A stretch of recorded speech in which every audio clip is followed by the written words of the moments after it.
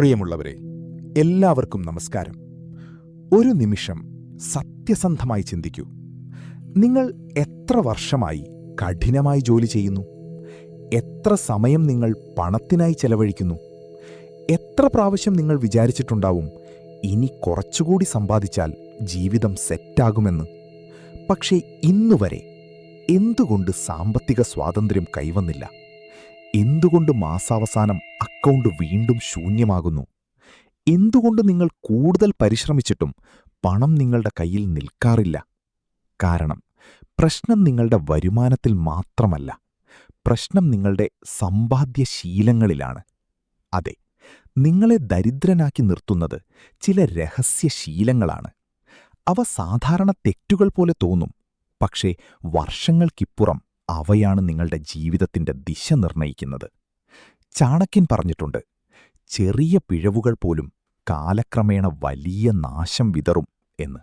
പണം നഷ്ടമാകുന്നത് വലിയ സംഭവങ്ങളിലൂടെ മാത്രമല്ല, പ്രതിദിനം നമ്മൾ ചെയ്യുന്ന ചെറിയ ചെറിയ തീരുമാനങ്ങളിലൂടെയും കൂടിയാണ്. ഒരു ചോർച്ചയുള്ള പാത്രം പോലെ. നിങ്ങൾ എത്ര വെള്ളം നിറച്ചാലും അത് നിറഞ്ഞു നിൽക്കില്ല. അതുപോലെ നിങ്ങളുടെ സാമ്പത്തിക പാത്രത്തിൽ രഹസ്യ ചോർച്ചകളുണ്ടെങ്കിൽ ശമ്പളം ഉയർന്നാലും സമ്പത്തുണ്ടാകില്ല. അങ്ങനെ നിങ്ങളെ രഹസ്യമായി ദരിദ്രനാക്കി നിർത്തുന്ന 7 പണശീലങ്ങളെക്കുറിച്ചാണ് നാം ഈ വീഡിയോയിൽ സംസാരിക്കുന്നത്. ഇവയിൽ ഒന്നെങ്കിലും നിങ്ങളുടെ ജീവിതത്തിലുണ്ടെങ്കിൽ അതിനെ ഇന്നു തന്നെ മാറ്റേണ്ടതാണ്. ശീലങ്ങൾ മാറ്റാം, അതിലൂടെ ഭാവിയും മാറ്റാം. ശീലം 1: വരുമാനം കൂടുമ്പോൾ ചെലവും കൂടുന്നു.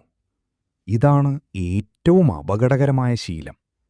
ശമ്പളം കൂടുമ്പോൾ ജീവിതശൈലി കൂടി ഉയർത്തുക. പുതിയ ഫോൺ, വലിയ വീട്, കൂടുതൽ ഷോപ്പിംഗ്, കൂടുതൽ EMI. പുറത്തു നോക്കുമ്പോൾ ഇത് പുരോഗതി പോലെ തോന്നും, പക്ഷേ ഉള്ളിൽ ഇതൊരു കുടുക്കാണ്. കാരണം വരുമാനം കൂടിയെങ്കിലും സേവിംഗ് കൂടിയില്ല, ഇൻവെസ്റ്റ്മെന്റ് കൂടിയില്ല, ആസ്തിയും ഉണ്ടാക്കിയില്ല.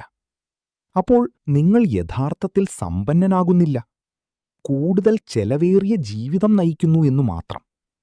ഇതിനെ ലൈഫ് സ്റ്റൈൽ ഇൻഫ്ലേഷൻ എന്നാണ് പറയുന്നത്. സമ്പന്നർ വരുമാനം കൂടുമ്പോൾ ആദ്യം ആസ്തി വാങ്ങുകയാണ് ചെയ്യുന്നത്. എന്നാൽ ദരിദ്രമനോഭാവമുള്ളവർ ആദ്യം ബാധ്യതകൾ വാങ്ങും. ശീലം 2: പണം സമ്പാദിക്കാനായി മാത്രം ജോലി ചെയ്യുക. പലരും കരുതുന്നത് കൂടുതൽ ജോലി = കൂടുതൽ പണം = കൂടുതൽ സുരക്ഷ. പക്ഷെ ഇത് പൂർണ്ണ സത്യമല്ല. നിങ്ങൾ ജോലി നിർത്തിയാൽ വരുമാനം നിൽക്കുന്നുവെങ്കിൽ നിങ്ങൾ പണത്തിനായി ജോലി ചെയ്യുന്നു. സമ്പന്നർ എന്തു ചെയ്യുന്നു? അവർ പണത്തെ അവർക്കുവേണ്ടി ജോലി ചെയ്യിപ്പിക്കുന്നു. ഇൻവെസ്റ്റ്മെന്റുകൾ, ബിസിനസ്സുകൾ, ആസ്തികൾ, സ്കില്ലുകൾ, ഇവയാണ് പണം സൃഷ്ടിക്കുന്ന യന്ത്രങ്ങൾ. ജോലി ചെയ്യുന്നത് തെറ്റല്ല, പക്ഷെ അതിൽ മാത്രം ആശ്രയിക്കുന്നത് അപകടകരമാണ്. അതുകൊണ്ട് ജോലിക്ക് പുറമെ ഒരു പാസീവ് ഇൻകം കണ്ടെത്തേണ്ടത് അത്യാവശ്യമാണ്. ശീലം 3: സാമ്പത്തിക വിദ്യാഭ്യാസത്തെ അവഗണിക്കുക. സ്കൂളിൽ നമ്മൾ പലതും പഠിച്ചിട്ടുണ്ട്, പക്ഷേ പണം എങ്ങനെ കൈകാര്യം ചെയ്യണം എന്നാരും പഠിപ്പിച്ചില്ല. ഫലമായി വരുമാനമുണ്ടെങ്കിലും സാമ്പത്തിക അറിവില്ലാതെ ജീവിക്കുന്നു. ബജറ്റില്ല, ടാക്സിനെപ്പറ്റി അറിവില്ല, ഇൻവെസ്റ്റ്മെന്റിനെപ്പറ്റി ബോധമില്ല, കമ്പൗണ്ടിംഗ് മനസ്സിലാക്കുന്നില്ല. ഇതാണ് ഏറ്റവും വലിയ നഷ്ടം. കാരണം പണം സമ്പാദിക്കുന്നതൊരു കഴിവാണ്, പക്ഷേ പണം വളർത്തുന്നത് മറ്റൊരു കഴിവാണ്. ശീലം 4: ഇന്നത്തെ സന്തോഷത്തിനു വേണ്ടി നാളത്തേക്കുള്ള പണം ചിലവാക്കൽ. ഒരു ചെറിയ ആഗ്രഹം തൃപ്തിപ്പെടുത്താൻ EMI, ക്രെഡിറ്റ് കാർഡ്, ലോൺ ആപ്പുകൾ, ഇതെല്ലാം നിങ്ങളെ ഒരു ചക്രവാളത്തിലേക്ക് തള്ളുന്നു. ഇന്ന് ചെലവഴിച്ച ഓരോ രൂപയും നാളെയുടെ സ്വപ്നങ്ങളെ കൊല്ലുന്നു. സാധനം വാങ്ങാൻ ആവശ്യമില്ലാത്തപ്പോഴും ഡിസ്കൗണ്ട് കാണുമ്പോൾ വാങ്ങുന്നു. നാം ഒരു 500 രൂപയുടെ ഷർട്ട് 250-ൽ വാങ്ങിയപ്പോൾ 250 രൂപ ലാഭിച്ചോ? ഇല്ല, പകരം 250 രൂപ നഷ്ടപ്പെടുത്തുകയാണ് ചെയ്തത്. നമ്മുടെ ഫോൺ മാറ്റേണ്ടത് 2 വർഷത്തിലൊരിക്കലാണെങ്കിലും ഓരോ പുതിയ മോഡൽ വരുമ്പോഴും വാങ്ങുന്നു. ഒരു ഫോൺ 50,000 രൂപയാണെങ്കിൽ 2 വർഷത്തിനുള്ളിൽ അതിന്റെ മൂല്യം 10,000 ആകും. നിങ്ങൾക്ക് 40,000 രൂപ നഷ്ടമാകുന്നു. ഇപ്പോൾ ആസ്വദിക്കണം, പിന്നത്തെ കാര്യം പിന്നീട് നോക്കാം.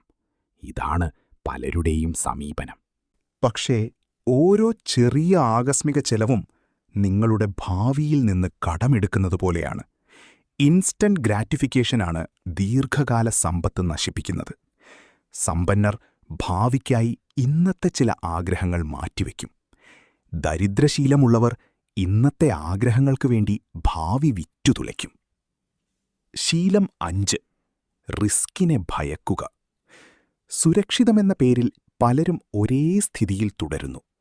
പുതിയ സ്കില്ല് പഠിക്കില്ല, ഇൻവെസ്റ്റ് ചെയ്യില്ല, ബിസിനസ് ശ്രമിക്കില്ല. ഭയമാണ് എല്ലാത്തിനും കാരണം. പക്ഷേ ഏറ്റവും വലിയ റിസ്ക് എന്താണെന്നറിയാമോ? അത് ഒന്നും മാറ്റാതെ അതേ നിലയിൽ തുടരുന്നതാണ്. റിസ്കില്ലാതെ വളർച്ചയില്ല എന്ന് മനസ്സിലാക്കൂ. പക്ഷേ നമുക്ക് അറിവുള്ള കാര്യങ്ങളിൽ മാത്രമേ റിസ്ക് എടുക്കാവൂ. അതാണ് വിജയത്തിലേക്കുള്ള വഴി. ശീലം 6. താരതമ്യം ചെയ്ത് ജീവിക്കൽ. ചിലർ ഏതു നേരവും മറ്റുള്ളവരെ വെച്ച് സ്വയം താരതമ്യം ചെയ്ത് ജീവിക്കും. അവൻ കാർ വാങ്ങി, എനിക്കും വേണം. അവൾ ട്രിപ്പ് പോയി, എനിക്കും പോണം. ഇതാണ് സോഷ്യൽ മീഡിയ കാലത്തിന്റെ വിഷം. നിങ്ങളുടെ ജീവിതം നിങ്ങളുടെ ലക്ഷ്യത്തിനനുസരിച്ച് നയിക്കണം, മറ്റുള്ളവരുടെ പ്രദർശനത്തിനനുസരിച്ചല്ല. താരതമ്യം ചെലവ് വർദ്ധിപ്പിക്കും, എന്നാൽ സ്വയംബോധം സമ്പത്തു വർദ്ധിപ്പിക്കും. ശീലം 7. ദീർഘവീക്ഷണമില്ലായ്മ. പലരും 30 ദിവസത്തെ ചിന്തയിലാണ് മാസാവസാനം വരെ ജീവിക്കുന്നത്. പക്ഷേ സമ്പത്ത് സൃഷ്ടിക്കാൻ 10 വർഷത്തെ ദീർഘവീക്ഷണം വേണം. നിങ്ങൾ ഇന്ന് ചെയ്യുന്ന തീരുമാനം 5 വർഷത്തിനു ശേഷം എന്തു ഫലം നൽകും? ഈ ചിന്ത തന്നെയാണ് വ്യത്യാസം സൃഷ്ടിക്കുന്നത്. ചാണക്യന്റെ തന്ത്രം എപ്പോഴും പ്രാധാന്യം നൽകുന്നത് ദീർഘകാല വിജയത്തിനായിരുന്നു. അതുപോലെ നിങ്ങളുടെ സാമ്പത്തിക ജീവിതവും ദീർഘകാല ദർശനത്തെ അനുസരിച്ചാകണം. മുകളിൽ പറഞ്ഞ ഈ 7 ശീലങ്ങളിൽ എത്ര എണ്ണം നിങ്ങളുടെ ജീവിതത്തിലുണ്ട്? പ്രശ്നം തിരിച്ചറിഞ്ഞ നിമിഷം തന്നെ മാറ്റം ആരംഭിക്കുന്നു. നിങ്ങളുടെ ഭാവി നിർണയിക്കുന്നത് നിങ്ങളുടെ വരുമാനം മാത്രമല്ല, നിങ്ങളുടെ ശീലങ്ങളാണ് നിർണയിക്കുക. പണം നിങ്ങളെ തേടിയെത്താൻ ആദ്യം നിങ്ങൾ പണത്തിനർഹമായ വ്യക്തിയാകണം. എവിടെയാണ് പണം പോകുന്നതെന്നറിയാൻ ഒരു ചെറിയ നോട്ട്ബുക്കിൽ വരവ് ചെലവ് കണക്കുകൾ എഴുതിവെക്കുക.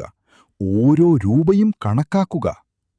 ഒരു സാധനം വാങ്ങാൻ തോന്നുമ്പോൾ 24 മണിക്കൂർ കാത്തിരിക്കുക. എന്നിട്ടും വേണമെന്ന് തോന്നുമെങ്കിൽ മാത്രം ആ സാധനം വാങ്ങുക.